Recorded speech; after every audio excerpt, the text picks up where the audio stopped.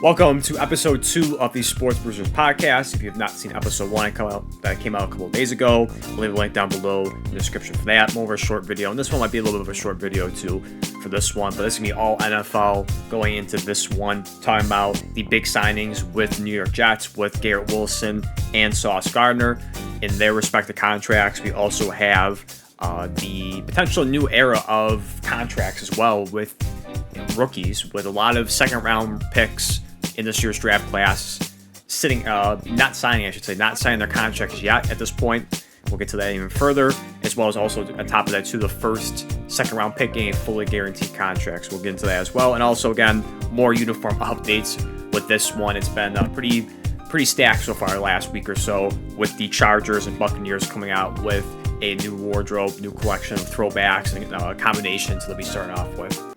So getting it started with the first topic with the New York Jets. The Jets, if you've not seen the last couple days, have locked down 2 of their top first-round picks in the 2022 draft class, which we have Garrett Wilson, who was taken 10th overall in 2022 yesterday. He signed a 4-year, $130 million extension with $90 million guaranteed, $32.5 million per year, which ranks 5th in the NFL for wide receivers, as well as we have Sauce Gardner today, who was, of course, 4th overall pick in 2022. He signed a 4-year, $120.4 million extension with $85.45 million guaranteed. That ranks $30 million per year, which is first among cornerbacks and also secondary as well. We look at that. $30.1 million per year for this deal. And this is, I was wondering how this was going to shake out, because you look at the big money that was, of course, before they got this contract, what they were projected to get, because Garrett Wilson is certainly one of the best young wide receivers in the league, and I think he's put up great numbers concerning the cycle, the countless circus of the quarterback position it's been since he's been there in 2022. You talk about Zach Wilson, you talk about Aaron Rodgers, you talk about Kevin White. I think there's probably 3-4 other quarterbacks. Maybe Tyrod Taylor. I don't know if he played in that blowout game, if he was on the field at least with Tyrod in that Bills blowout late last season. But it's just been a horrible rotation of quarterbacks. Now, Aaron Rodgers, of course, was the best quarterback he played with. Didn't really go this well, team success-wise, did not go too well. But Garrett Wilson did have a career year all across the board for receptions, receiving yards, and touchdowns, given maybe kind of like the controversy or kind of the worry about the rapport between the two, Rodgers and Wilson, as well as when Davante Adams got there as well, kind of, that aspect too on top of that. And now he's entering 2025 with yet another starting quarterback with Justin Fields, and we'll see how that plays out with them. But for Garrett Wilson, I think it is certainly deserved. It's now, if you're looking at numbers, since Garrett Wilson's the 5th highest paid receiver, is he the 5th best or top 5 wide receiver? Obviously not, no. Unfortunately, it's the same thing for Sauce Gardner. Though Sauce Gardner is better at his position than Gardner is at his position, but it's certainly it's just a going market. It's anything we talk about for quarterbacks, where it's more so it's your turn. You're available, you get the money, regardless if you're worth it or not. You get the money, and certainly we look at someone like DK Metcalf, who got his money not that long ago at $33 million per year, which is not that much more than Garrett Wilson, just $500,000 less per year behind them. Certainly, when you look at the numbers, they stack up very, respectively. And you may argue that Garrett Wilson is better than DK Metcalf. I'm sure, maybe a good portion of fans would agree with that and take him over DK Metcalf. Certainly a better route runner, more of a route tree than DK. Metcalf is much, certainly bigger, faster, certainly more of an athletic freak than Wilson. But Wilson, for me, I would agree that Wilson, from my perspective, I would take Garrett Wilson over DK Metcalf, of course. And certainly younger, too. If you care about the age-wise, 24 years old right now. Will be, I think, 25 by the start of the season. If I look at his age right now, he'll be relatively soon, July 22nd. So it's coming up relatively soon. He'll be 25 years old before the season starts. For his career, he's put up 279 receptions for 3,249 yards, 14 touchdowns. In his career, he has made all-rookie team and the Offensive Player of the Year. So, again, very warranted. He was no doubt the head and shoulders, the undisputed wide receiver 1, though there was a little bit of shake-up with when Davante Adams was there, if you wanted to look at that, too. Some people kind of peg Garrett Wilson, I've seen in the comments on social media, about a wide receiver 2. I don't see that at all. I think he's a really good wide receiver 1 for this team. And, again, I think he's really produced, given the cycle, the carousel of quarterbacks they've had there since he's been there in 2022. And again, I think it is warranted. Now, again, is that fifth highest? Again, that's up to debate whether it's fair or not, whether it's deserving of that. It's just more so it's his turn. He is there to not necessarily reset the market, but you look at everyone else ahead of him, especially, again, looking at DK Metcalf, fourth overall in terms of, money, total money, that it seems pretty fair. Like, hey, like if DK Metcalf got 33, I should be at least close there. And for myself, as I said, I believe Garrett Wilson is better than DK, and I would take him over DK. That it certainly makes sense that you get paid that much. As right now, if you want to say notable names that Garrett Wilson got paid more than, was Amon-Ra St. Brown. You look at Brandon Ayuk, T. Higgins, DJ Moore, AJ Brown, Tyreek Hill, and the list goes on and on with people like that.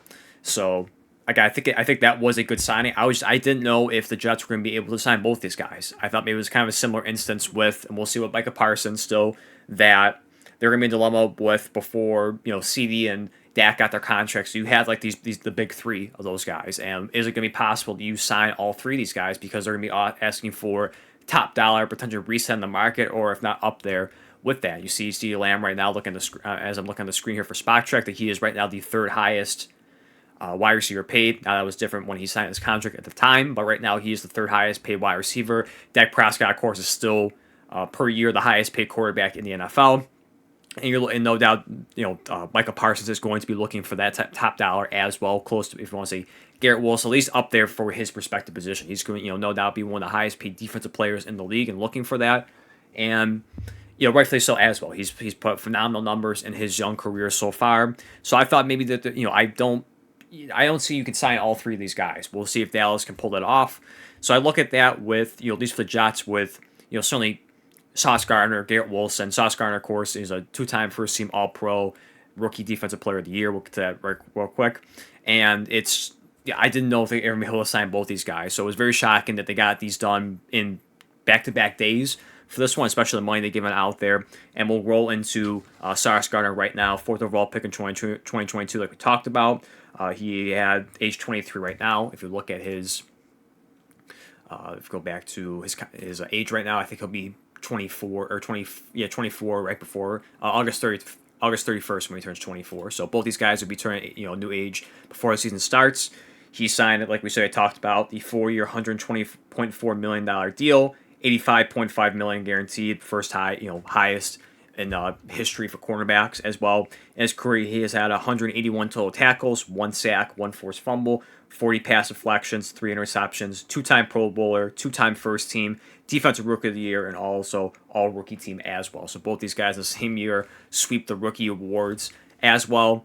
And certainly, again, like I said, Sauce Gardner is better at his position than Garrett Wilson. Is it warranted? I mean, surely enough, he's one of the top corners in the league. He did have a little bit of a down season this past year, as team overall wise. Outside of, like we said, for Garrett Wilson, who had career highs all across the board, it was a little bit of a down year for the most part of the team, individual wise and also for team success wise as well. Does he warrant the highest paid all time again, in history for cornerbacks? Again, it's just the next man up. It's his term. Do I agree with it? Not really, to be honest with you. Certainly, you look at someone like Patrick Surtain, who is, to me, is no doubt the best cornerback in the NFL, Defensive Player of the Year rating for that. Certainly, he should be the money-wise, he should be the highest paid, respectively. But again, right now he took a contract that, remember, the 4-year, $96 million even. If you look at for average salaries, of course, that stays the same as well for what he moves up a little bit to 4th overall for average per year, $24 million. Like we saw about Sauce Gardner making $30.1. People right behind them, Derek Stanley Jr. per year, $30 million even. You have J.C. Horn, $25 million even. You have Jalen Ramsey, who's still up there, which is wild to see, $24.1, and Entertain, like we talked about, for $24. And you look at for money per year, Denzel Ward is still right now is second highest at $100.5 million. J.C. Horn is $100 million even. Marshawn Lattimore is up there too, $97.6. Humphrey, $97.5. Trayvon Diggs, $97 million. So I mean, you look at, for the most part, for some of these corners, and certainly enough, I would say you would take Amon Gardner over most of these corners up until you get to Sauce Gardner and Derek Stingley. I think certainly Derek Stingley has an argument for being better than Ahmad Gardner, but certainly I think no question Patrick Stanton's better than Gardner at this point. But everyone else below him, if you want to argue that, yes, I think you can make the argument that he is certainly better than those guys. That's a war too. Maybe you can certainly make the argument for that too, but certainly what he's done in his career, his young career so far, it has been warranted too. Again, certainly like that. It's I do wonder for the cap situation. I didn't really look at the Jets, salary cap and look at the cap hits per for purpose player and see how it's going to work out. But certainly it's big money. I mean, we're signing, when you're throwing big contracts out here like that, it's years down the line, maybe sooner rather than later, it's going to catch up, and you're going to have to make those tough decisions. Luckily for them, right now they're not paying anything really for Justin Fields, and if he really balls out for 2 seasons, that you got him on a pretty cheap deal for a starting quarterback. Now it's not a rookie contract, but it is again for starting caliber money for quarterbacks, really good, great there I say. So again, you look at that what they've done there, and looking for PFF, I throw these out there too if you guys care about that, if you even put any input into it. Maybe hypocritical and proving that these guys aren't worthy of the money. If you look at the overall grades, if I go back to Garrett Wilson, overall grade he ranked 22nd in the NFL at 78.9. Receiving grade was 23rd at 79.3. You're looking for stats all across the board. He was 3rd in targets, 5th in receptions, 11th in receiving yards, 18th in receiving touchdowns.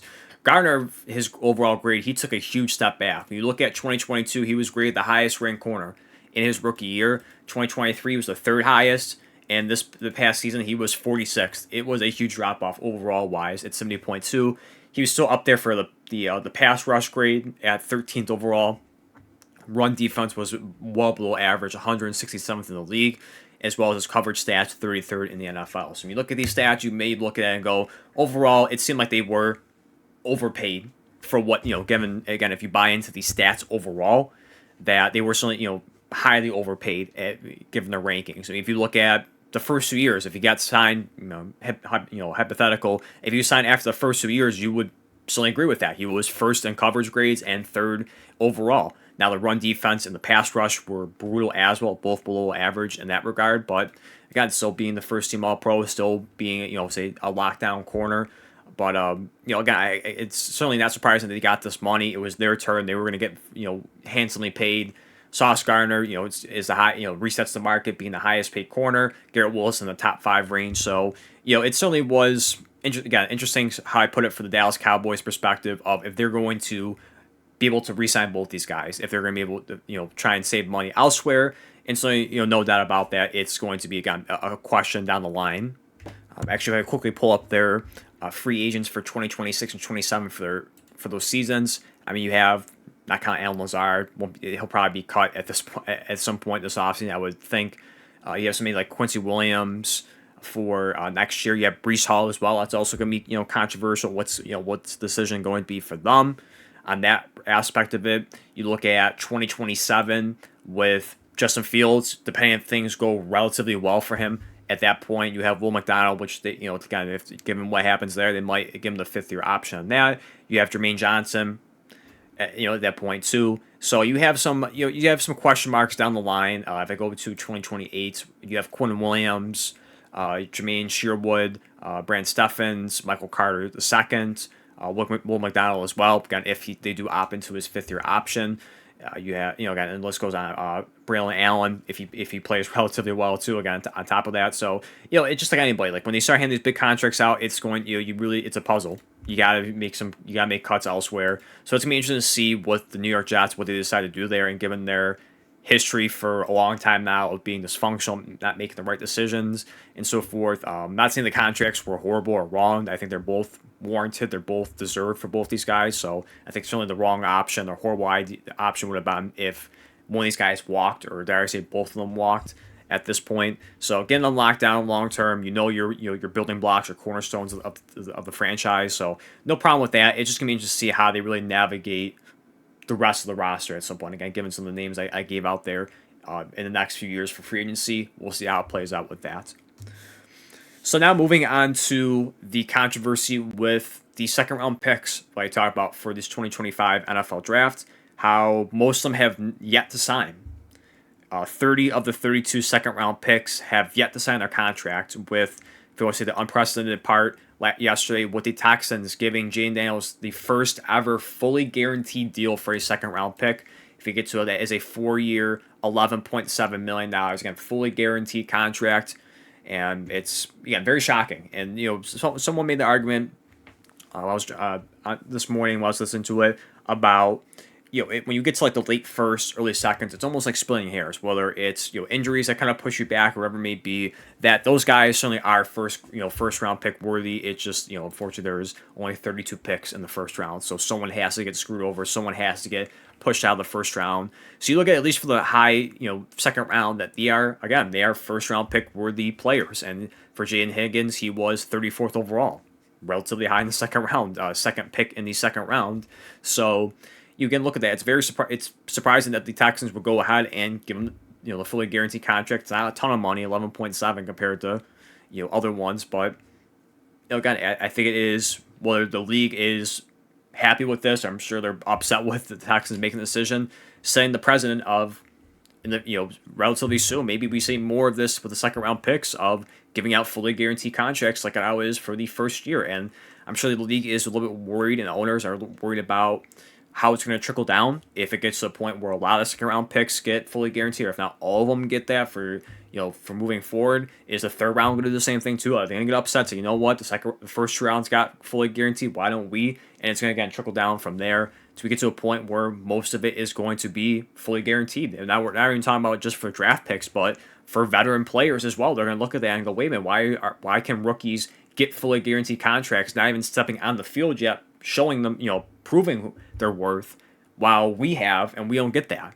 So it's it's a lot of chain it's a chain reaction that's gonna explode when you look at NHL, NBA, how things are done there. That eventually it's gonna catch up, and I think the NFL has done, I said, the best it has to avoid that for fully guaranteed contracts. But I think slowly it is going to pop up, and I'm not gonna sit here and say in 2 years, or say next year, 2 years, 5 years from now, that everyone's going to have fully guaranteed contracts. I think they're certainly going to fight back on it. They're going to push back on it, but inevitably, sooner rather than later, that it will happen.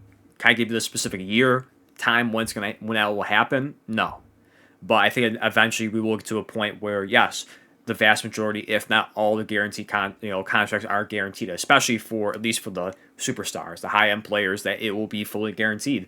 And I mean, especially for the quarterback position, I'm very interested to see how that plays out when we've had Kirk Cousins get that. And it, certainly was, shook the NFL world when he did get his guaranteed contract when he initially went to the Vikings. But I think it really exploded, of course, with Deshaun Watson. The money that he got, $230 million fully guaranteed, and it's been horrible. That is the worst case scenario of a guy getting paid that much money and not producing.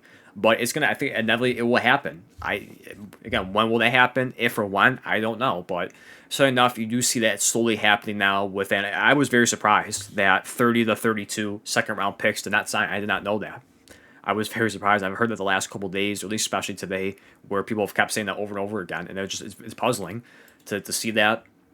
Looking at the article, Chicago article put that out, and they have 3 second round picks, the Bears. So they're definitely in a handful. They have Luther Burden on Missouri. You have offensive tackle Ozzie Tripolo, the 24th pick in that second round, and you also have Shamir Turner, the 30th pick in the second round. So I mean, right off the bat, that is going to be tough. I mean, you already gave out a fully guaranteed contract to Colson Loveland in the first round. Now you have potentially worry about maybe almost 1, 2, or if not all 3 of the second round picks getting the guaranteed money as well. Again, not horrible. It's going to trickle down even further from 11.7 million from the if I go back to that 34th overall.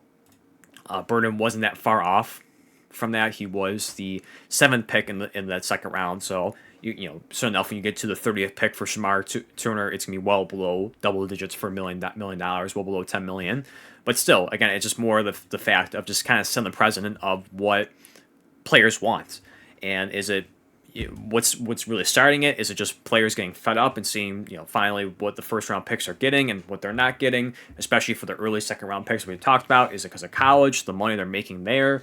Is it, I don't know. It could be a collection of all. Who knows what the main point is of what triggered it really this year for players to kind of not sign. I won't say all of them are, sitting out or whatever you want to call it, but certainly have hesitated to sign their contract. And you see someone, even the first round right now with Shamar Stewart, with the Cincinnati Bengals 17th overall, right? They are still at a standstill. He is practicing right now. I read an article. He is practicing at Texas A&M right now, and not with the Bengals. So right off the bat, that is already, going back to real quick to the big contracts you give out to Mark Gardner and Garrett Wilson. You look at what they give out for Burrow a couple years ago, T. Higgins, Jamar Chase, you have that as well as in terms of the type of language in the contract too. So again, it's a collection of everything where you look at that and it's like, you see that, it's all about the money. It's all about how these guys getting paid. And again, we'll see. It's very surprising that the Texans did this. I don't know too much of the more details of the story of why they did this. They pressured too long with everyone else, and they just want to be the first people to kind of get ahead of it, or just be the first team to do it, or they just willingly want to do it. I don't know what the reason was for that, or why they decided to give out the contract. And maybe they were pressured because of most of these second-round picks sitting out. At that point, you had 31 of the 32 second-round players not signed. So we'll see how it plays out. I'm very interested to see how much farther this gets. This bleeds into getting closer as we're already close to the training camp, and if not the preseason, of how much farther this gets into. If we, once training camp starts, where yes, a good portion or a vast majority of second-round picks sign, or they get pushed even further into the preseason. So it's gonna be very interesting to see how this really plays out. On top of talk about Shamar Stewart, I made a couple of videos about, and so certainly a story that people have been following about to see what happens with that because of contract details, languages, the money, and so forth. So again, very surprised at what's going to be, and also too looking looking a little bit too far ahead for 2026 and how that's going to look like for the second round picks. Are we going to see a lot more right off the bat? A lot of the players getting paid fully guaranteed contracts. So certainly it's going to be very interesting to see, on top of, like I said a few minutes ago, about not just the rookies, but seeing the veteran players who have put in the time, put in the work, who have proven themselves, looking at these guys who have not even stepped on the field and are getting this big money. Kind of similar how you look at college football, where some of these players aren't stepping on the college field yet and are getting these massive NIL deals and other incentives as well. So we'll see what happens. But also the star players, if they really push for fully guaranteed contracts as well. And then finally, to wrap it up, we're going to be talking about, again, like last episode, uniforms. There was, again, another drop of set of uniforms for this one.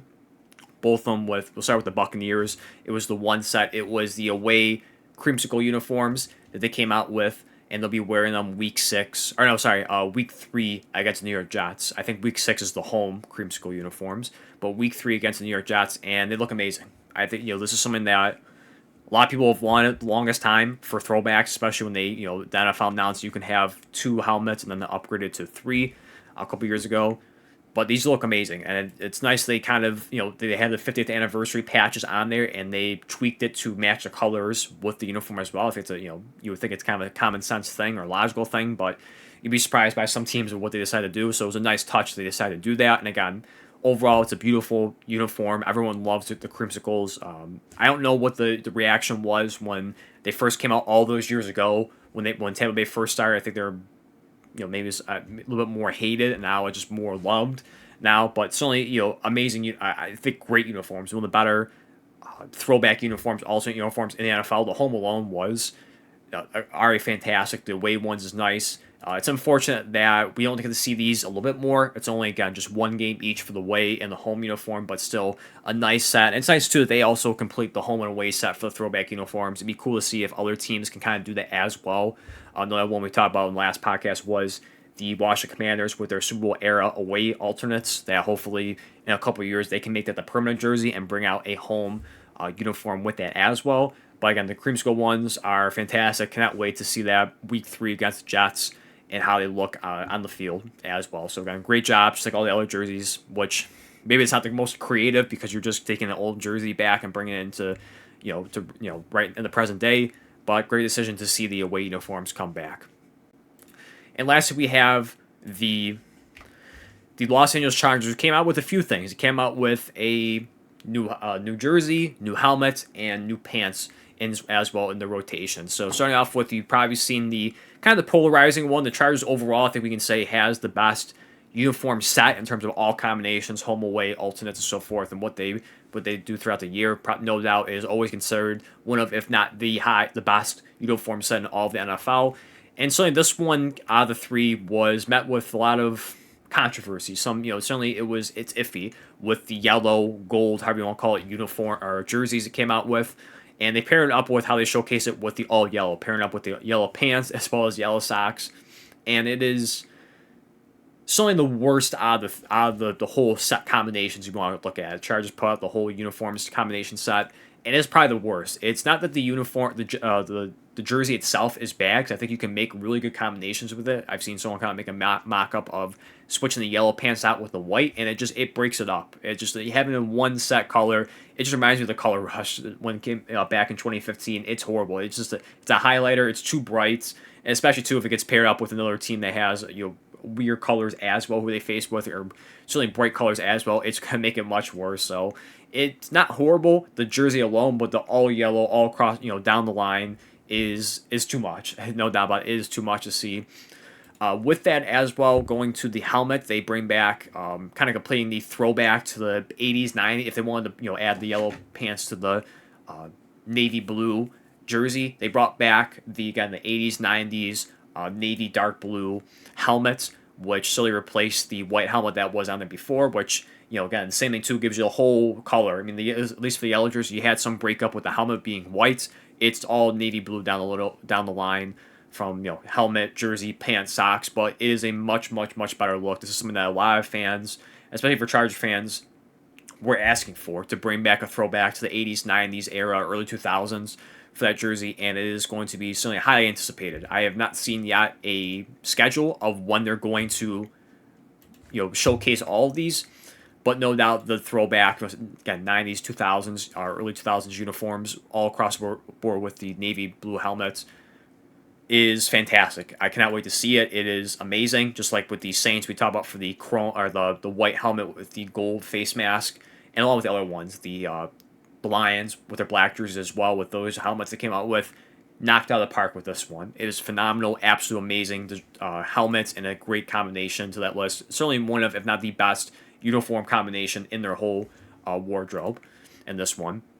And then lastly, finishing off with the minor thing, if you want to call it that, is the powder blue pants they brought in. So this is something that I guess in the video the promo video they put out with the Chargers, where people were asking for the all powder blue uniform. They do show it in the rotation as well. It was Lam McConkey that was wearing it, and they have it on a couple of them. They have it at least on the all blue, and also pairing up with the white jersey, blue pants, blue socks, which is it looks good, looks solid. The all blue doesn't look horrible as well, so I would take that as well on top, way over the all yellow set. So the all powder blue uniform, again, all across, going from the helmet down or up below the helmet down, it's a good look. Again, we'll see what happens. How much more how they implement this more in the combination. I'm sure, knowing the Chargers, they'll certainly mix and match the gold jersey, blue pants, and they'll probably put that together, or vice versa. Have the white pants with the gold jersey, or whatever they want to do with it. So again, three new combinations they add to the system, to the wardrobe. Overall, even with the gold jersey that is met with a lot of controversy, again, overall the Chargers yet again knock out of the park overall with what they bring together. They've given people what they wanted, at least for if you buy into the video for the pant wise. I guess people were asking for all powder blue, if that's true or not. Something you gave the fans what you wanted, more so the helmet for the dark navy blue helmet. That's what they gave. So that's going to probably be the most anticipated one there as well. And we'll see. Again, the yellow jersey, or gold jersey, I keep saying, sorry, that it's not a horrible look at itself if you just break up the all yellow and you mix different colors with the pants and socks and so forth. That I think it'll be a jersey that people grow to like in the rotation. So again, overall, those are the new updates for the Chargers and Buccaneers. Again, nothing too crazy for the Buccaneers, just one alternate away for the creamsicles, and you have more of a 3 different equipment set for the Chargers, and there's been plenty more coming down the line. We have, I think there's rumored for the Bills, the 22nd, we're getting close, they might showcase a new helmet, and you also have, I think, other teams as well, the Steelers, the Browns, And I think there's other teams as well. I think the Saints also tease another equipment thing too. So I don't know if it's another helmet. I think it's more a new uniform as well. I put another teaser too. So we'll see what happens with that. So again, very exciting if you are a fanatic for uniforms, equipment, and so forth, especially for Madden, playing with combinations like that. That they're gonna be showcased a lot more for the wardrobe and getting it more fun, like kind of college level.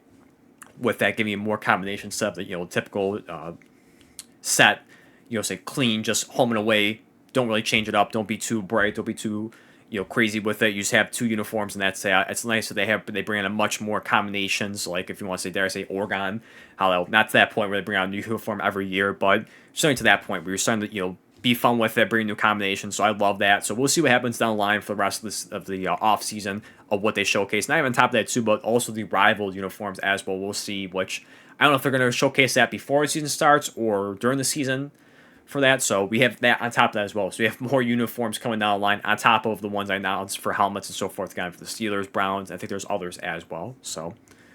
And it's going to wrap it up. Again, another short video for that one. I don't want to make it, hours, 40 minutes, hour long. I don't know where I'm at right now for the recording, but that's going to wrap up episode 2. Again, if you have not seen episode 1, it came out a couple days ago. I'll leave the link down below, and I'll also put this on the playlist as well on my home YouTube page, and I'll also be posting this too on top of that on X and Twitter. So thank you for sticking around, and I'll see you in the next one.